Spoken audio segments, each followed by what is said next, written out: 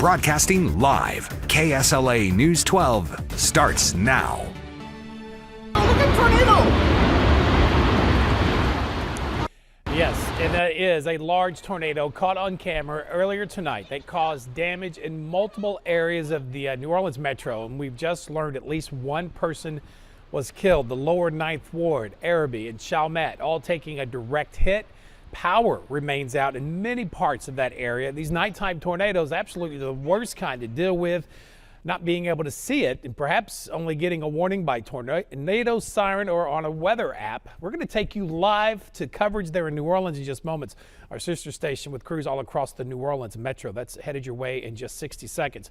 Right now, we want to head talk with Chief Meteorologist Jeff Castle. What happened down there today? We were watching the same storm system that pushed through last night has caused a lot of havoc to our east. It has, all part of the same parent storm system. And actually, much of South Louisiana had been under a tornado watch all day long, really since late this morning, without much in the way of severe weather that had been reported until the very end when this line finally reached New Orleans. And that's when it did generate a storm that produced that tornado that went through the east side of New Orleans. We can track it right here looking at the storm rotation. This is basically the low-level wind shear that's happening in the atmosphere, and that was picked up very well here starting at around 7:19, showing perhaps that is when it initially touched down there in the south end of New Orleans and then worked its way here across the east side of town, again doing damage as it continued to track on through. As Doug mentioned, some of the worst weather, worst damage,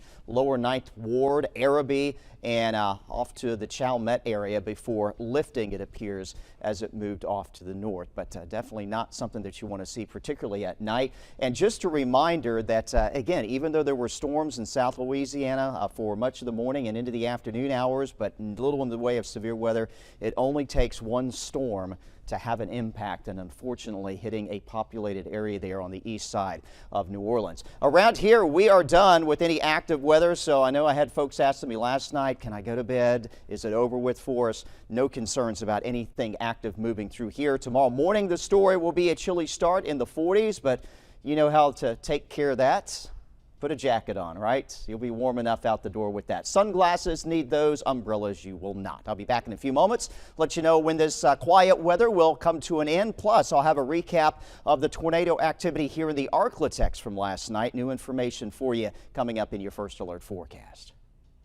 Largest tornadoes we've seen go through. All right, again, we will take you back to Jeff in just a bit. Right now, we're closely following live coverage of the damage with our sister station, WVUE in New Orleans. They've got reporters scattered throughout the city from the 9th Ward to Araby.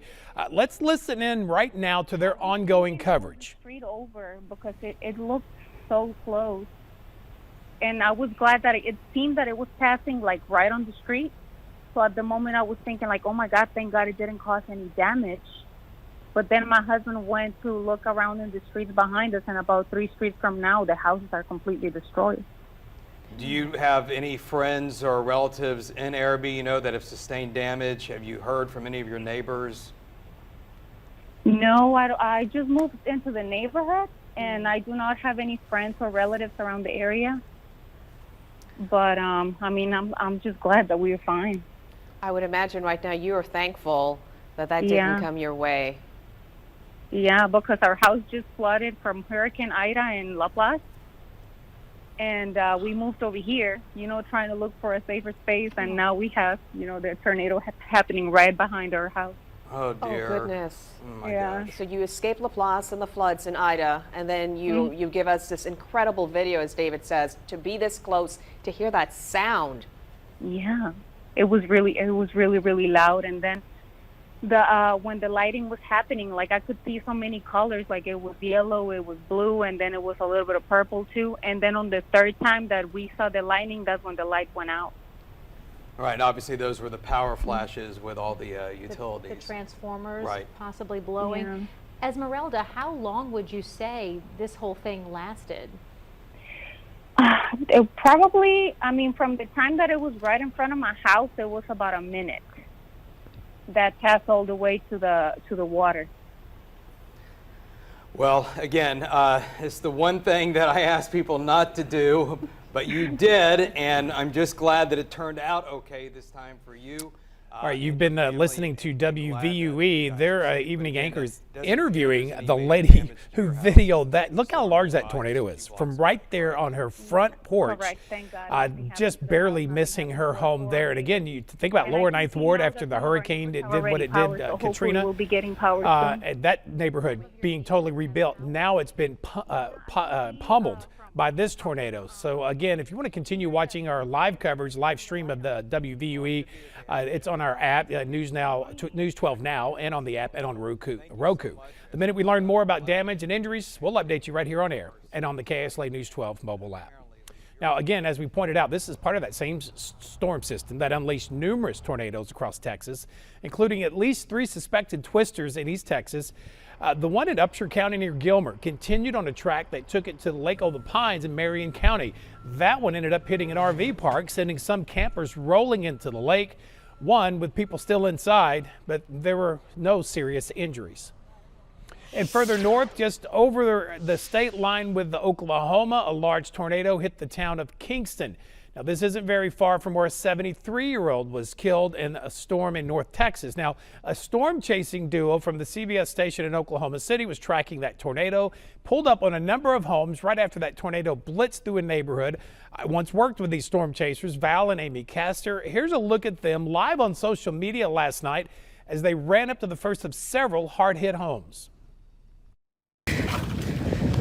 Okay, so we're going into the home of a lady that was calling out. We're going to try to help her. You can see that she's inside this house. They got on scene even before first responders. Almost immediately heard someone screaming from inside that home in Kingston. That tornado left behind a quarter-mile wide. You see it there of the damage. The storm tossed vehicles, peeled back rooftops, and destroyed businesses. Well, the White House says it's running out of funding for COVID testing, vaccine, and treatments, and they're claiming Congress needs to approve $22.5 billion in immediate emergency funding. It says the federal government doesn't have adequate funds to purchase enough booster shots for all Americans if additional doses are needed. Louisiana Senator Bill Cassidy explained the situation.